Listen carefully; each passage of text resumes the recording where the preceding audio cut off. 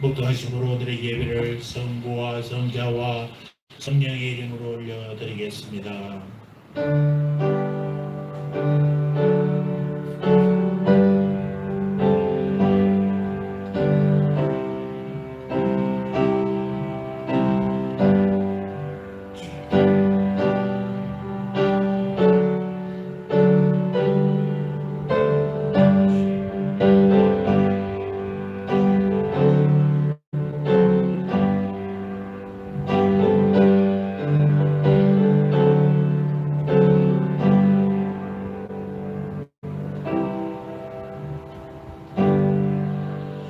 여호와 우리 하나님이여, 우리를 구원하사 여러 나라로부터 모으시고 우리가 주의 거룩하신 이름을 감사하며 주의 영예를 찬양하게 하소서.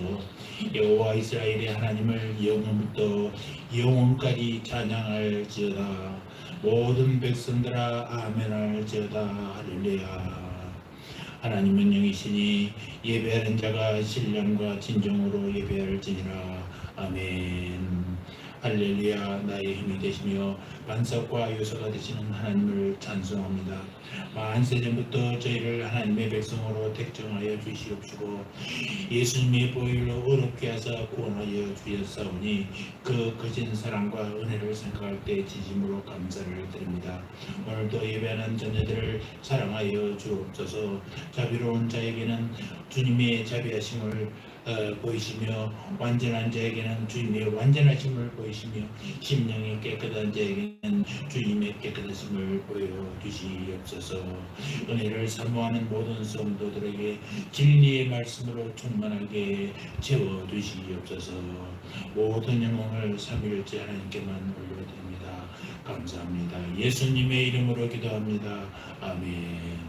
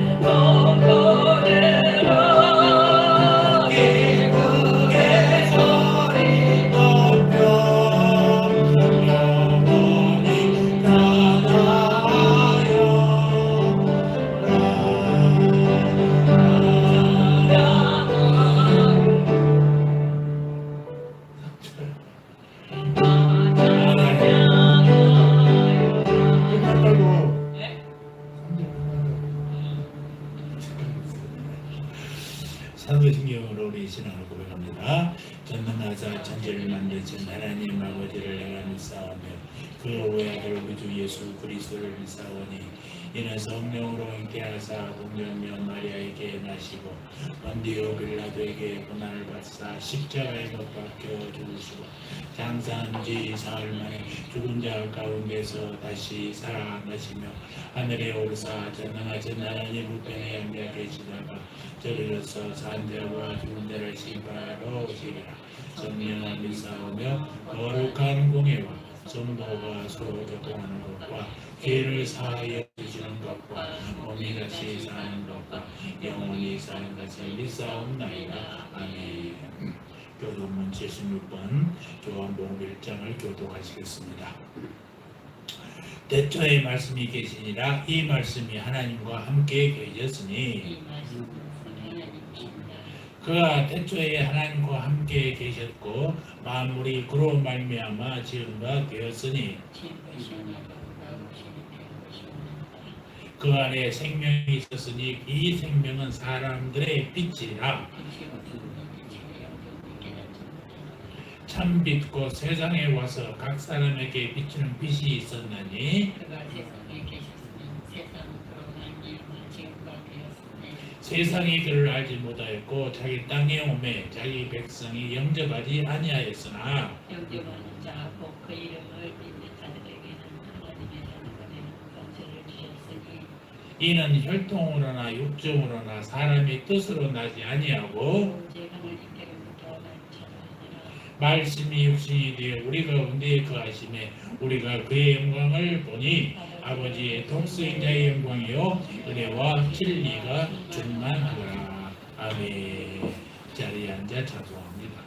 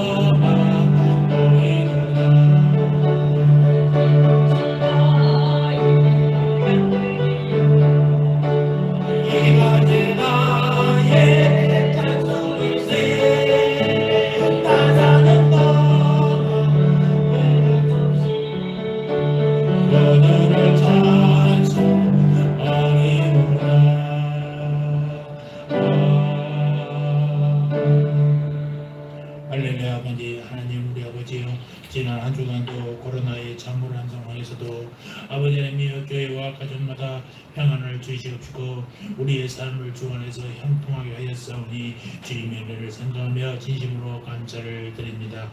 시냇가의 신긴 나무처럼 늘 예수 그리스도 안에 거하는 우리가 되게 하여 주시옵시고 예수 그리스도의 구원의 은혜와 십자가의 사랑을 충만하게 누리며 살아갈 수 있는 저희들이 되도록 축복하여 주시옵소서. 오늘 우리가 모여드린 아버지는 이 예배를 통하여 하늘의 신령한 복이 흘러 넘치게 하여 주시옵시고 우리를 구원하신 예수 그리스도의 보혈을 의지하며 나갈 때 놀라운 기적과 축복을 경험하는 예배 되게 하여 주시옵소서. 코로나 제2형이 사라져 아픔과 고통이 지나가게 하여 주시옵소서. 이 나라와 열방을 불쌍히 주시고 이제는 회복 국면에 접어들 수 있도록 아버지를 축복하여 주시옵소서. 더 이상 전염병이 확산되지 않게 하시고 전염병이 만연하고 있는 이때에 각 나라와 백성들을 불쌍히 여기소서. 아버지는며 질병으로부터 지켜주시고 보호하여 주시옵소서. 또한 우리의 일터와 사업장도 주님 지켜주시기를 원합니다. 물가가 치솟으면서 경제 침체가 오고 있는 이 시기에 각 성도들의 가정을 주님의 날개 아래 품어주셔서 어려운 일을 당하지 않게 하여 주시옵시고 무사히 위기를 잘 지나갈 수 있도록 지켜주시고 지혜를 주시어서 위기를 기회로 삼을 수 있는 축복을 허락하여 주시옵소서.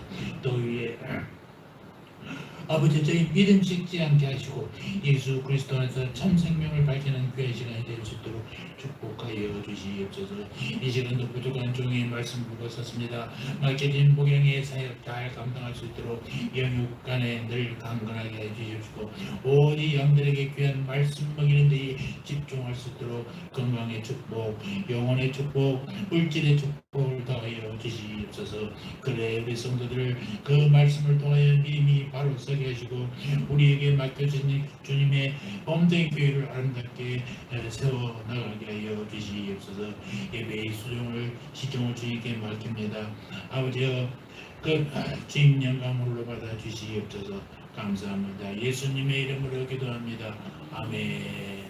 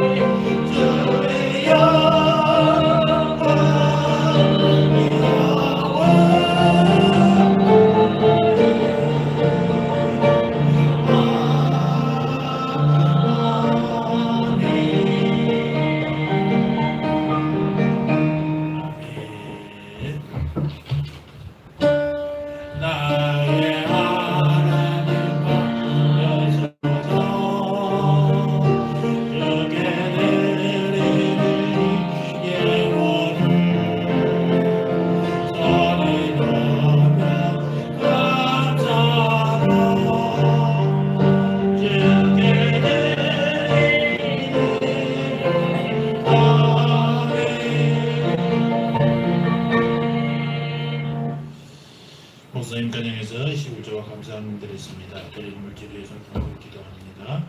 은혜와 사랑이 많으신 아버지 하나님 진심으로 감사를 드립니다. 우리를 특별히 많은 사람들 가운데 하나님의 자녀로 선택하여 주시고 오늘도 거룩하고 복된 하나님의 성전에 나와서 신령과 진정의 예배를 드리게 되며 감사합니다. 하나님 앞에 나올 때 아버지 하나님이여 빈손으로 나오지 하고 말씀을 따라서 정성을 모아 예배를 드리게 됨도 감사합니다. 여기 우리의 힘과 정성과 뜻을 모아 바친 예물을 연락하여 주시옵소서. 그리고 이 예물을 통하여 하나님의 거룩한 사업에 쓰이고도 남음이 있는 오병의 역사가 있게 하여 주시옵소서. 아버지, 우리가 하나님의 영광을 위해 살기 부족히 못도록 각양의 은혜와 은사도 더하여 주시옵소서. 우리들이 하는 사업마다 날마다 번영하고 발전하게 해주십시오. 우리들의 지혜가 높아가고 수입이 정말 많을 때마다 우리가 베풀 손길이 더 많다는 것을 기억하게 하여 주시옵소서. 아버지여, 이 삼복더위에 우리들의 가정에 근심 걱정이 없어지게 하여 주십시오. 오로지 찬송의 메아리만이 울려 퍼지게 하여 주시며 범사에 감사하는 가정들 되게 하여 주시옵소서. 감사합니다. 예수님의 이름으로 기도합니다. 아멘. 감사합니다. 오늘 또 건강한 모습으로 예배드리 감사합니다. 은지선미가 통화했습니다. 군산에서 잘 계신다고 연락을 받았습니다. 또 박대기 기자님은 남포교회 예배가 있고 회의가 있어서 오늘 참석하지 못했습니다. 오늘도 우리 식사하면서 사랑의 교회를 나누기를 바랍니다. 자, 오늘의 말씀은, 오늘 은혜 받을 말씀은 로마서 13장 1절로 7절입니다. 로마서 13장 1절로 7절까지.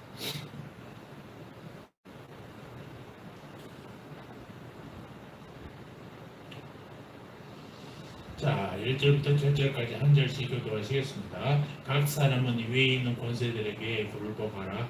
권세는 하나님께로 나지 않음이 없다니 모든 권세는 다 하나님의 정하신 바라.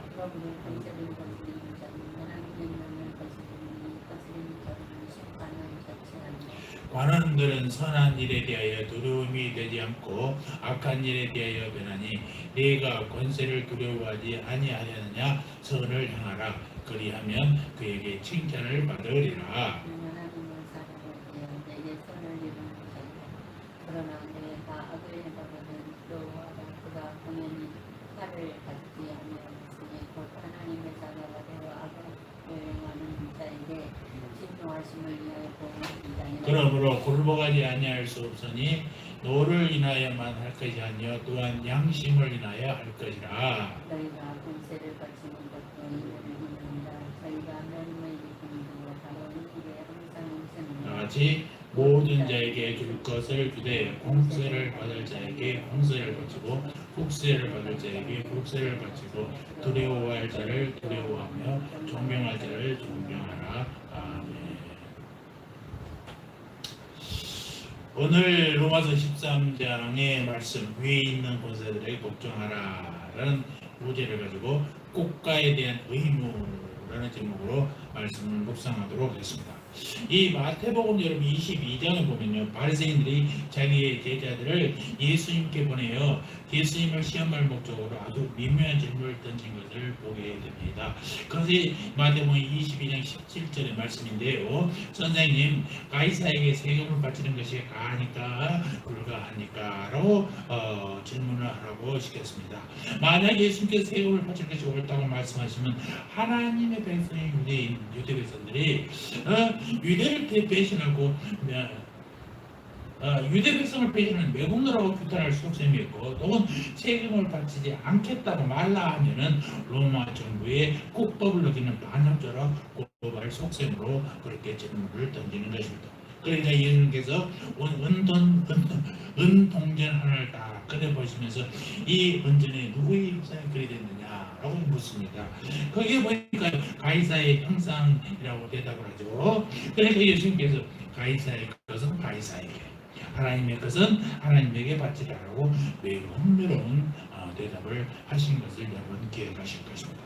예수님 오늘 이 말씀을 통해서 그리스도인들이 가지고 있는 이중의 의무, 즉 지상의 정부를 향한 의무, 또 하나님 나라를 향한 의무를 동시에 가지고 있다는 것을 가르치고 있다라는 것입니다.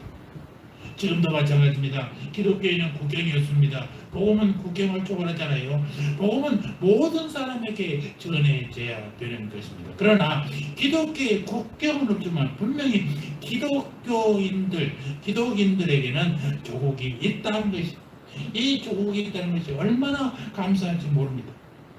우리는 하나님의 나라는 넓은 시야를 바라보면서 주님의 나라를 위해서 삽니다만은 동시에 우리들의 삶의 터전을 제공하고 우리의 생명의 저출에 되어진 조국을 향한 발전에 기여를 해야 된다라는 것입니다. 오늘 보면은 하나님의 백성들이 국가에 대한 의무를 몇 가지 논술하고 있어요. 첫째, 질서 유지에 복종해야 된다라는 사실입니다. 1절 보십시오. 1절 다같이 국가의 시작. 권세자들에게 굴복하라. 이 말씀은 지나간 역사를 통해서 많은 독재자들에 의해서 남용되어 온 유명한 성경절입니다. 권세자를 복종하라. 성경도 말하지 않느냐. 너희들도 복종해야 된다. 그래서 어떤 사람들은 이 말씀을 피하려고 하기도 합니다만은 우리는 성경에 나온 말씀을 있는 그대로 접근할 필요가 있는 것입니다. 인간에게는 굴복이나 혹은 복종이라는 단어보다도 반항이라는 단어, 또 저항이라는 단어가 훨씬 더 매력적인 단어일 수도 있어요. 사람들은 복종이나 순종을 즐기지 않습니다. 왜냐하면 타락한 인간의 특성 중에 하나가 반항적이기 때문에 그렇습니다. 물론 성경은 아주 예외적인 경우에 있어서 저항의 합법성을 가르치고 있죠. 그러나 보편적인 삶의 자세로서 복종의 중요성을 가르치고 있는 것입니다. 성경에서 모든 인간 관계에 대한 가르침들을 한번 살펴볼까요? 부모와 자녀 사이의 관계에 있어서 자녀들아 부모에게 순종하라 라고 가르치고 있지 않습니까? 또 부부 관계에 있어서 어떻게 합니까? 아내들이여 남편에게 복종하십시오 라고 가르치고 있습니다.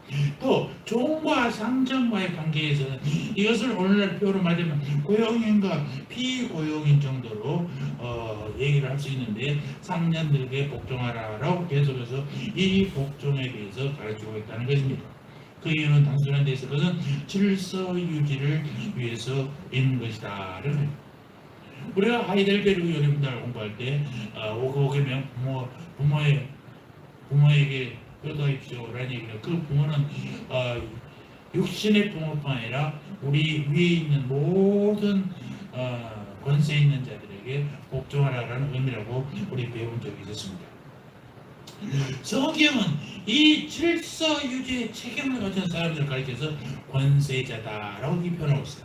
권세자는 단어를 들을 때 조금 저항감을 느낄 수 있습니다. 그래서 우리말 가운데 권세자 이러면 세도가라는 말과 비슷한 느낌을 받기 때문에 좀 저항감이 있지 않습니까? 우리들은 이 세력을 잡은 사람들이 자기의 힘을 남용하는 역사적인 시대를 너무나 많이 봐왔기 때문에 그 단어에서 어딘지 모르게 저항감을 느껴요. 그럼에도 불구하고 성경은 우리가 이 질서 유지의 책임을 가진 사람에게 복종해야 할 의무가 있다라고 가르치고 있는 것입니다. 저는 이 권세자라는 단어 대신에 말을 좀 바꿔주면 좋겠어요. 어떻게요? 질서 유지의 책임을 가지고 있는 사람. 훨씬 더 부드럽잖아요. 질서 유지의 책임을 가지고 있는 사람. 자, 권세는 힘이잖아요. 그런데 모든 힘은 어디서 옵니까? 하나님으로 온다는 사실을 여러분 잊지 마시기 바랍니다. 그리고 하나님이 그것을 정하신다고 성경은 가르치고 있어요. 이것을 강조하면 즉각적으로 우리의 마음속에서 나올 수 있는 또 하나의 반문이 있는데 뭐냐? 그러면 히틀러 같은 악한 지도자에게도 복종해야 됩니까? 김일성이나 김정일도 하나님이 세우셨습니까? 라고 질문을 우리가 받을 수 있어요. 신학에서 하나님의 뜻을 말할 때 두 가지 종류로 구별해서 말합니다. 하나는 최선의 뜻. 이것은 하나님이 본래 원하시고 의도하시던 하나님의 최선의 뜻을 말할 때 최선의 뜻. 두 번째는 허용적인 뜻. 이걸 얘기합니다. 그러니까 예컨대 인간의 타락을 생각해 봅시다. 인간의 타락은 원래 하나님이 의도하신 뜻일까요? 아니죠. 하나님은 에덴 동산에서 항상 함께하기를 바랐습니다. 그러나 인간의 욕심으로 하나님의 명령을 어기니까 인간의 타락이 있습니다. 저번에 있잖아요. 어떤 장로님이 결혼은 하나님이 정해주시고 이혼도 하나님의 섭리라고 해서 내가 이혼이 무슨 섭리냐 그러면 야단치는데 에덴 동산에 죄를 짓는 것도 하나님의 섭리냐? 아니란 말이에요. 인간의 욕심이에요. 그 과실을 선악과를 먹지 말한 과실을 먹음으로써 하나님과 동등되게 되겠다는 그 인간의 탐욕, 이게 그렇게 맞는 거예요. 가장 극단적인 형태의 신학자들까지도 사람이 범죄하고 타락한 것을 원래 하나님의 뜻이라고 하는 것을 수용하려고 하지 않습니다. 타락은 하나님이 본래 의도한 것은 절대 아니에요. 하나님은 항상 에덴 동산에서 행복하기를 바랬어요. 풍성하기를 바랬어요. 그러나 이 타락을 하나님이 허용하셨습니까? 그건 사실이에요. 하나님께서 허용하신 것이란 말이에요. 하나님이 어떤 것을 허용하셨을 때 그것은 당장 우리 눈에 불합리하게 보일지 모르지만 궁극적으로 우리에게 유익을 가져온다고 하나님께서 판단하셨을 때에 하나님의 것이 최선은 아니지만 그럼에도 불구하고 허용하시는 경우들이 가끔 있습니다. 이것을 우리는 하나님의 허용적인 뜻 또는 허용적인 작정이라고 말합니다. 저는 히틀러, 전두환, 김일성을 세우신 것은 본래 하나님의 의도라고 생각하지 않습니다. 그러나 인간에게 자유의지를 주신 하나님께서는 어떤 경우에도 인간이 하는 것을 그대로 버려두시고 승인하신다는 말입니다. 그리고 그것을 통해서 우리를 배우게 하신다는 것입니다. 악을 허용하심으로써 선의 중요성을 배우게 하시고 불의를 허용하심으로써 의를 배우게 하시는 것입니다. 그리고 궁극에 가서는 사람과 역사의 이 모든 것이 유익이 되도록 섭리하시는 것입니다. 이것을 하나님의 허용적인 뜻이라고 말하는 것입니다. 그러므로 이러한 악한 지도자라 할지라도 하나님이 승인하셨다면 질서 유지라는 차원에서 우리는 그들에게 복종할 필요가 있다는 것입니다. 아무리 악한 제도나 그 제도가 또 그 정권이 존재하지 않는 것보다는 낫다는 거예요. 우리가 나쁜 정권을 경험하게 되다 보면 차라리 이런 정권이나 이런 법 자체가 없었으면 좋겠다라는 무정부주의적인 쪽으로 우리의 생각이 극단적으로 갈 수가 있어요. 그러나 정부가 없는 세상이나 일제의 법이 폐기된 사회를 연상해 보십시오. 사회는 극도로 무질서하게 될 것입니다. 이런 혼란이 오면 제일 먼저 피해가 있는 건 누구예요? 약한 우리들입니다. 법은 중요합니다. 법은 편한 것입니다. 법은 질서를 위한 거예요. 근데 법을 어긴 자에게 법은 무섭습니다. 가차 없습니다. 용서가 없습니다. 힘없는 우리들이 법안에 보호받기 위해서 법이 있는 거지 우리를 구속하고 우리를 힘들게 하는 거 아니에요. 근데 가끔 그런 법을 만들지 않아요? 법제도를 만들어서 백성들로 올가매라는 작전들을 하고 있어요. 이들은 유신헌법에 그랬고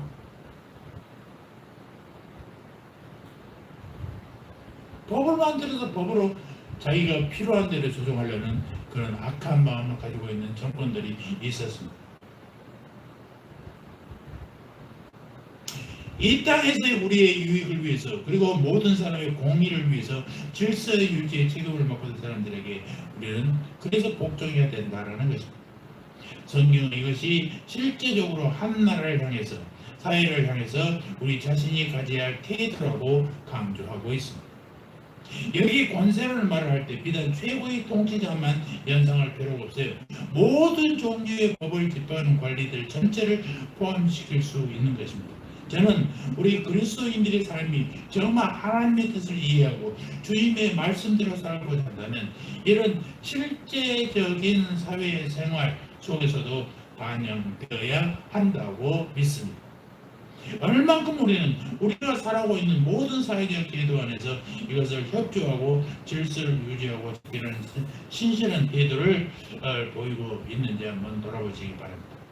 오늘 본문의 4절에서 모든 종류의 법을 집행하는 사람들 가리켜서 하나님의 사자라고 이렇게 말씀하고 있습니다.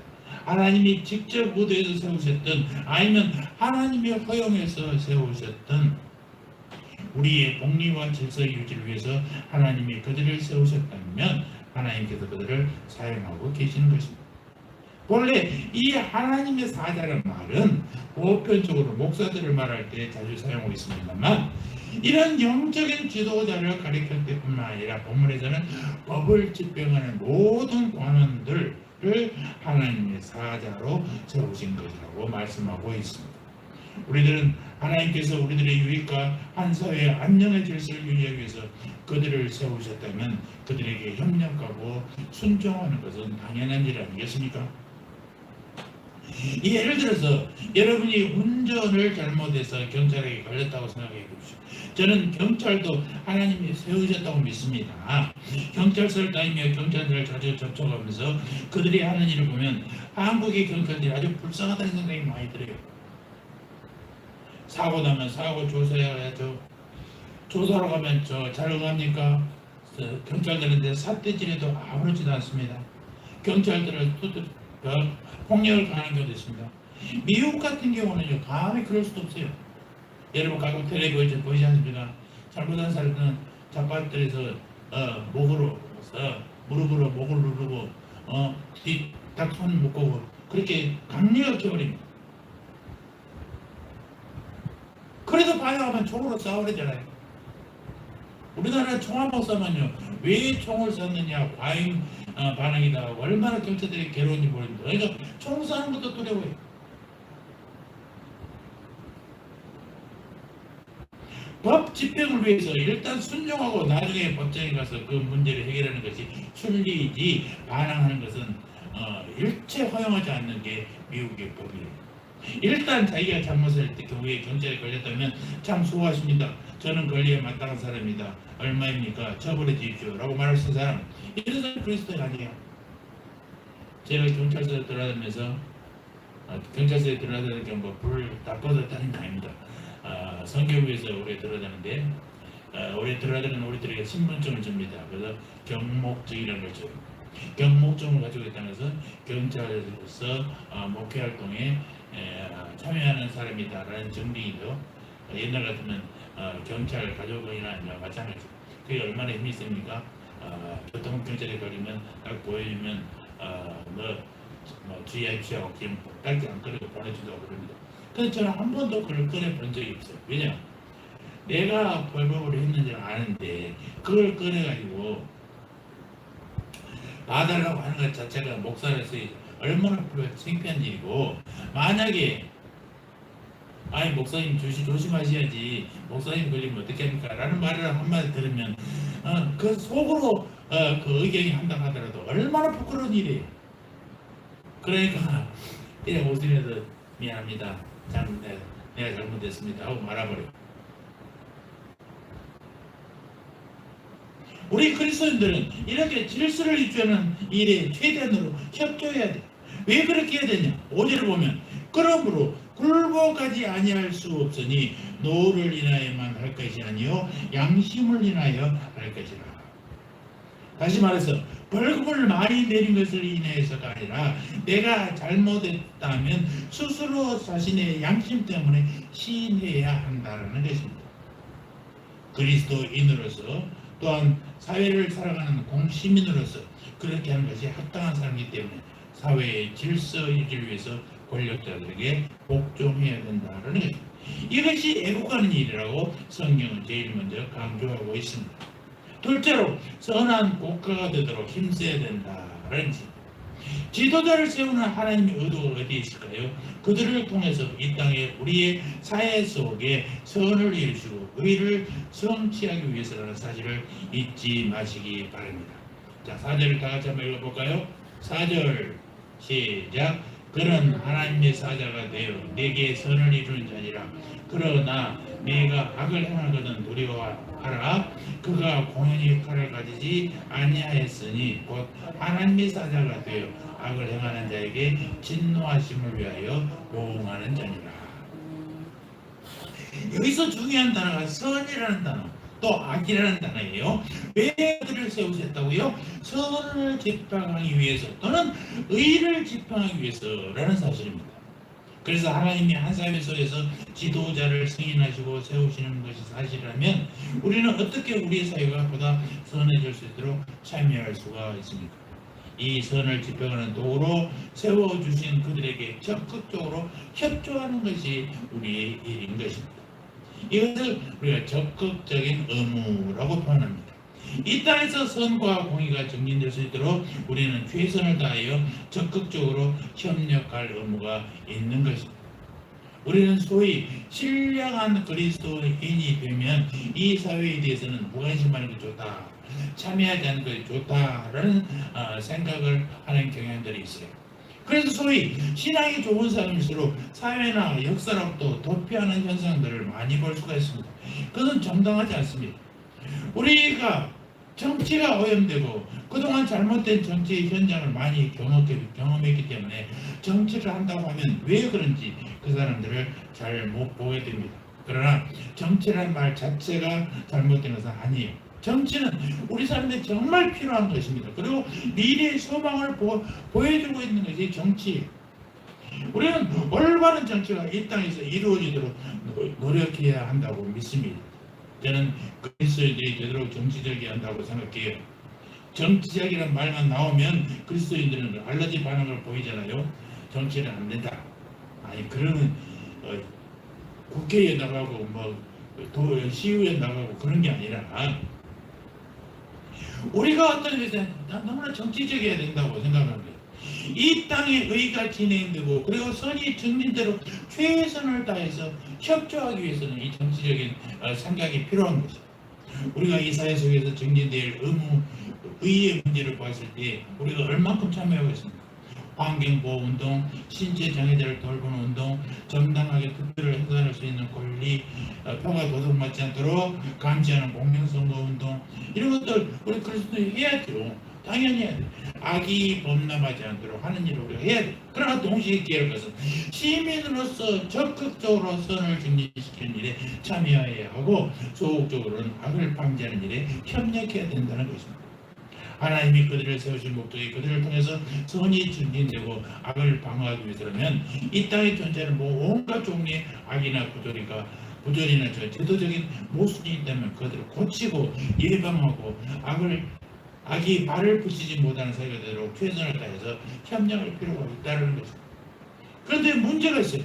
칼을 잡고 법을 집행하는 정부가 만약 선을 행하지 않고 오히려 악을 집행하는 도구로서 변신한다면 그리스도인들은 어떻게 해야 되냐?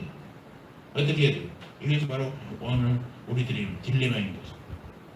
종종 그리스도인들이 역사 속에서 이런 딜레마 앞에 직면하는 역사적 정황을 많이 보게 됩니다. 기독교는 그런 경우에 이런 전통을 가지고 있어요. 이 전통이 뭐냐? 성경을 읽는 그리스도인들이 있어요. 이 땅에 선포되던 소중한 시민 권리이고 특권이라고. 이것을 지나간 시대에 우리의 신학의 선배들은 시민 불복종의 권리라고 주장했어요. 이 시민 불복종의 권리를 행사하기 위해서 세 가지 전제가 필요해요. 하나는 뭐냐? 더 높은 권세자요, 더 긍극적인 권세자인 하나님께 복종하기 위해서 우리가 그런 거예요.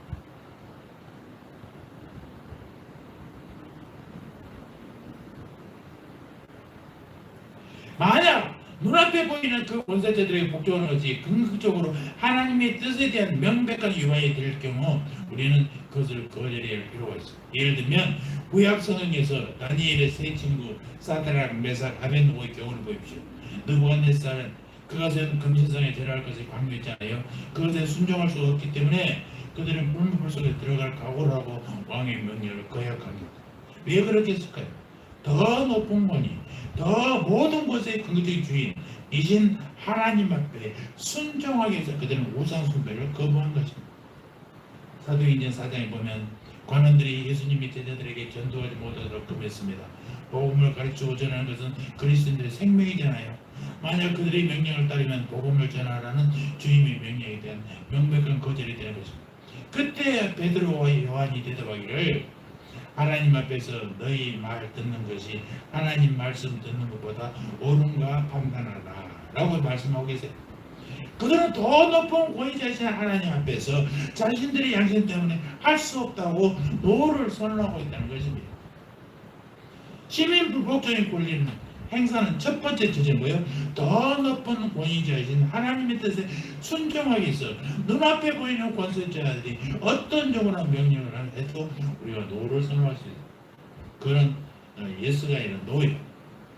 두 번째, 시민 불복종의 권리를 행사할 또 하나의 전제는 폭력이 배제되어져야 된다는 거죠. 우리가 왕들의 명령을 불복종하고 거절하고 우리의 권리를 주장하는 모든 상황에 있어서도 철저하게 폭력을 배제되어야 됩니다.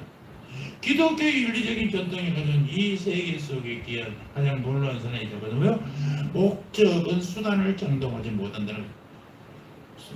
그 목적을 달성해서 어떤 수단을 강구하더라도 이겨내겠다라는 것은 세상의 경쟁의 논리이긴 합니다만 기독교적 논리는 절대 아닙니다. 수단이 정당하지 못하면요, 그 목적이 달성했더라도 그건 정당하지 못하는 것입니다.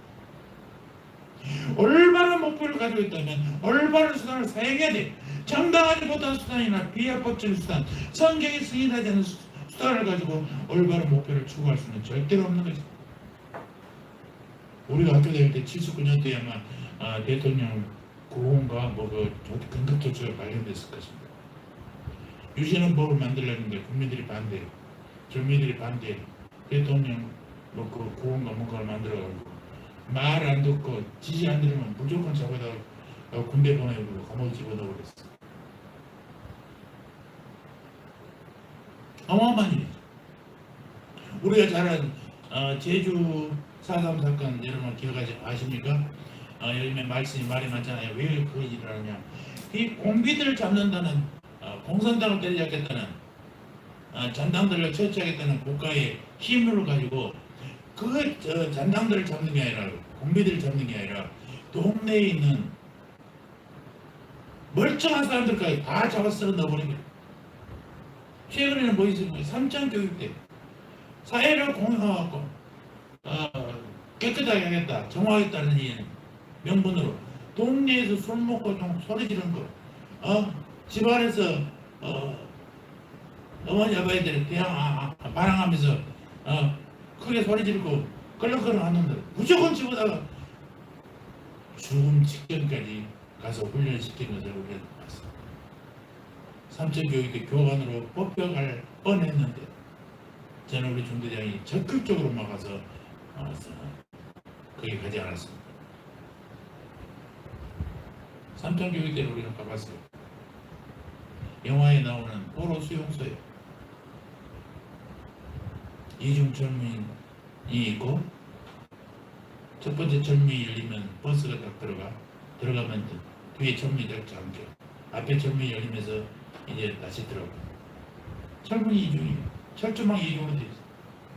사람들이 나오면 왜 잡혀온지도 모르니까 어슬렁어슬렁한데 나타나자마자 1m 20cm 몽둥이를 가지고 사방에서 쫓아나서 그대로 패.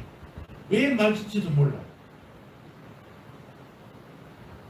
한 번, 두 번 그러면 사람들이 벌벌벌 떨어. 사람이 아니야.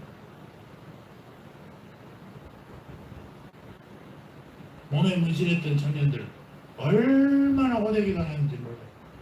우리는 눈으로 봤어. 그 삼천교육도 나왔어도 이 정신 이상되고 몸 이상돼도 국가의 배상도 못해. 요청도 못해. 나라를 깨끗하게 한다고 권력으로 막 국민들을, 주인이 국민인데 그 주인을 패는 집권자들 있을 수 있어요? 있을 수가 없지. 이런 폭력한데 목적은 절대 수단을 정당화시키지 못하는 말입니다. 마하트마 간디 여러분, 그 사람은 기독교는 아니었습니다. 그런 이유도 있지만 그럼에도 불구하고 그런 산상수훈을 늘 많이 배웠대요. 성경책을 엮어집어내면서 비폭력 저항운동의 원리를 적용하는 거죠. 내가 올바른 목적을 위해서 자기의 목소리를 높이고 주장하는 그 순간으로부터 철저하게 끝까지 폭력 아닌 정당한 수단과 과정을 사용한다는 것입니다. 시민 불복 정의 권리를 사용할 때 두 번째 중요한 것은 두 번째 전제되어야 할 것은 바로 폭력이나 그릇된 수단이나 방법은 배제되어져야 하는 것입니다. 세 번째, 저항이 우리의 삶의 자세가 되지 않도록 주의해야 됩니다. 저항을 하다 보면 이게 습관이 되어버립니다. 그래서 모든 것들이 저항이 체질화되어 볼 수가 있어요. 우리는 때로는 할 수 없다고 명백한 선언을 할 수 있어야 합니다. 때로. 그러나 지나치게 많이 저항을 위해서 저항을 체질화시키다 보면 우리의 생리가 체질적으로 생리적으로 부정적인 인간이 될 수가 있고 이 사회나 역사에 아무런 긍정적인 기여를 할 수가 없게 됩니다. 우리는 저항이 필요한 순간에 조차도 하나님과 하나님이 세우신 모든 본세를 향한 그리고 우리의 삶 그 자체를 향한 순복의 자세가 상실되지 않도록 주의해야 할 필요가 있는 것입니다. 극단적 예를 한번 들어볼까요? 어떤 가정에서 아버지가 자기의 자식에게 이웃집에 가서 무엇인가 훔쳐오라고 명령했어요. 그러나 너무 강하다 보니까 그럴 수도 있지. 그런데 그때 그리스도인 교회 나간 아들이라면 그 명령에 순종할 수 없죠. 왜? 순종할 수 없는 이유는 하나님께서 도덕죄를 금하셨기 때문이고 또한 내 양심이 그렇게 해서는 안 된다고 말씀하기 때문에 올바른 그리스도인이라면 교회 나가는 아들이라면 아버지 저는 지금까지 아버지의 명령을 거스린 적이 없어요. 그러나 도덕질을 할 수는 없습니다. 왜? 그는 아버지의 명령이 아니라 내가 믿는 하나님 것을 금하셨기 때문에 그렇습니다. 그러나 오해하지는 마십시오. 제가 아버지에게 모든 것을 반항하는 것은 아닙니다. 아버님이 명령하시는 어떤 것도 제가 순종할 것입니다만 이것은 하나님이 성경에 기록되어 있는 것이고 하나님 지시한 것이기 때문에 안 됩니다 라고 말하는 자세가 중요한 것입니다. 그런 사건 앞에서 노를 선언할 순간에 있어서조차도 아버지를 향한 복종의 자세는 상실되어서는 안 된다. 아버지가 시민 불복종의 권리를 행사하는 과정에 있어서 자칫 잘못하면 그 제한이 우리의 체질을 가되지 않도록 주의해야 할 필요가 있다는 것입니다. 우리의 궁극적인 목적은 이 땅에서 하나님의 진리가 정진되는 것이고 우리의 사회가 선한 사회가 되도록 힘쓰는 것이 그래서 성경은 말씀하기를 우리나라에 기여할 수 있는 크리스천들의 궁극적인 삶의 자세로 첫째 세우신 권사자들에게 순종하는 것이고 둘째는 우리 국가가 선하고 의로운 국가가 되도록 참여하는 것입니다. 세 번째는 납세의 의무를 다해야 된다. 자, 6절 7절 볼까요? 6절 7절 너희가 공세를 시작. 너희가 공세를 바치는 것도 이를 인함이라. 저희가 하나님의 일꾼이 되어 바로 이 일에 항상 힘쓰느니라.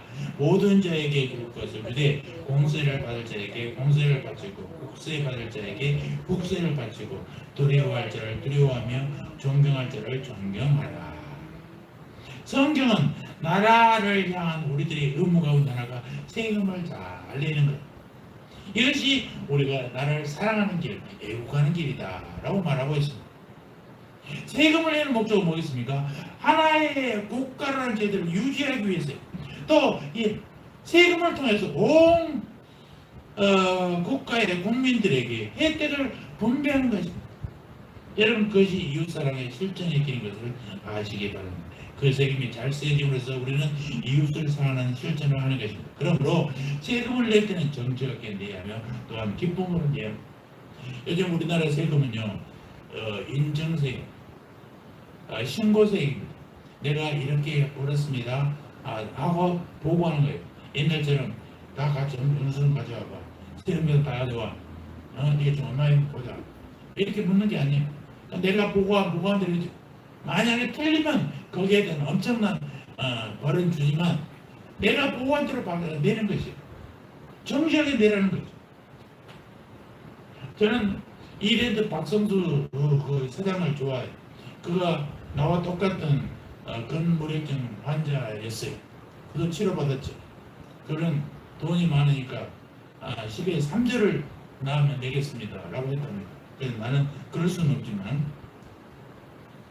이 박성주 사장이 좋아하는 이유 중 하나가 그런 것보다도 그분이 세금을 너무나 잘 내. 그것이 그분의 기업 이념이 우리가 번 만큼 세금을 내겠다는 거죠. 그래서 그가 한번 기도했답니다. 내가 한국에서 세금을 가장 잘 내는 10사람 중에 한 사람으로 끼기를 바란다라고 기도했어요. 제일 많이 내겠다는 게 아니라 제일 열심히 내겠다는 거예요. 미국에서는 심지어 이런 얘기 했답니다. 미국 국기를 보면요 색깔이 빨간색, 하얀색, 그리고 파란색이 세 가지가 있잖아요. 미국 사람들이 세금 낼 때는 그 얼굴이 세 가지 색깔로 된답니다. 먼저 세금 이야기를 하기 시작하면 얼굴이 빨개지고, 두 번째 고지서를 받게 되면 얼굴이 하얗게 질려버리고, 세금을 막상 낼 때는 파랗게 된다는 농담입니다. 미국이나 우리나라는 개인이나 국가나 사업이나 세금을 잘 낼 때, 세금을 낼 때 좋아하는 사람 없어요. 여러분, 내가 세금을 많이 낼 수 있다는 것은 그만큼 내가 돈을 많이 번다는 얘기잖아요. 축복받다는 거예요. 그리고 더 많은 이웃들에게 축복을 나눠준다는 것인데, 그것이 왜 좋습니까?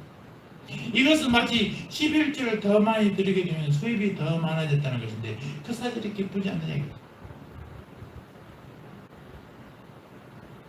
우리 교회 장로님 한 달에 한 1억 이상만 버니까 1억이면 1,000만 원을 내야 되잖아요, 11조를. 그런데 100만 원만 내면서도 목이 힘듭니다. 내가 우리 교회 최고지. 나한테 가락시장에 거상 중에 다섯 손가락 안에 거상이, 그렇게 큰 거상이라는 거죠. 그럼 내가 어떻게 하겠어?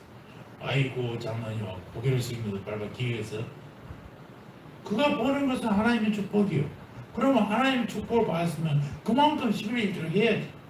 그런데 10분의 1, 100분의 1 내놓고도 내가 제일 많이 냈다라고 보면 하나님이 좋아하겠어요? 절대 좋아하지.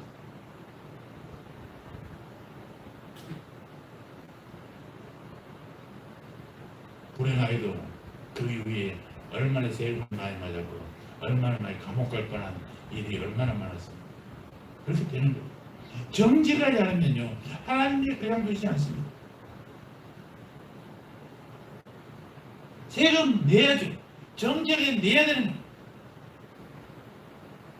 신고한 만큼, 자기가 양심에 신고한 만큼 내는 거예요. 양심에 거리낌이 있는 것은 내중에 발견되면요, 정말 몇 배의 세금을 더 내게 되는 거예요. 있는 대로 주님 앞에 부끄럽지 않게 세금 내는 건 우리가 할 일이다. 그리스도인의 삶은요, 추상적으로 되는 게 아니에요. 현실적인 삶의 자리에서 구체적으로 하나님의 명령에 순종할 수 있어야 되는 것입니다. 어떻게 하나님과 이웃을 사랑하면서 우리에게 주어진 삶을 살 수 있어요? 우리의 삶이 하나님께 기쁨이 되고 이웃을 축복하면서 살 수 있는 놀라운 사람이 될 수 있다는 것은 얼마나 큰 특권이고 얼마나 큰 기쁨입니까? 그리고 우리 사회가 보다 의롭고 선한 사회가 되어간다는 것도 볼 수 있고, 비록 어떤 나라도 완전할 수 없지만 이 땅의 그리스도인들이 참으로 소금이 되고 빛의 삶을 추구할 때 조금씩 하나님의 통치는 한 나라 안에 확장되어 갈 것입니다. 그래서 어느 날인가 이 온 땅의 정의가 강물처럼 넘치고 평화가 하나님의 은혜로 넘치는 이 세계를 보고자 하는 이 목적 때문에 이 땅의 그리스도인들은 가장 정직하게 의롭고 선한 삶을 살아야 되는 것입니다. 한 국가를 향해서 우리가 이 지상에 사는 동안에 주님께서 우리에게 주신 놀라운 특권을 확인해 보시기 바랍니다. 질서 유지를 위해서 주께 세우신 권세자들에게 복종하십시오. 그리고 선한 국가가 되도록 힘쓰고 적극적으로 참여하십시오. 그리고 우리에게 주어진 축복의 일부를 정직과 기쁨으로 나누는 납세의 의무에 충실하는 그리스도인들 되기를 주의 이름으로 축원합니다. 아멘. 할렐루야. 우리를 무한대로 사랑하시는 주님이요, 우리는 하나님의 나라라는 넓은 시야를 바라보면서도 주님의 나라를 위해서 살지만은 동시에 우리들의 삶의 터전을 제공하고 우리의 삶의 젖줄이 되어진 주님을 조국을 향한 발전의 기회를 해야 함을 가르쳐 주셨으니 감사합니다. 질서 유지자들에게 복종하고 선한 국가가 되도록 힘써야 되고 납세의 의무를 다하는 믿음의 백성들 되게 하여 주시옵소서. 감사합니다. 예수님의 이름으로 기도합니다. 아멘.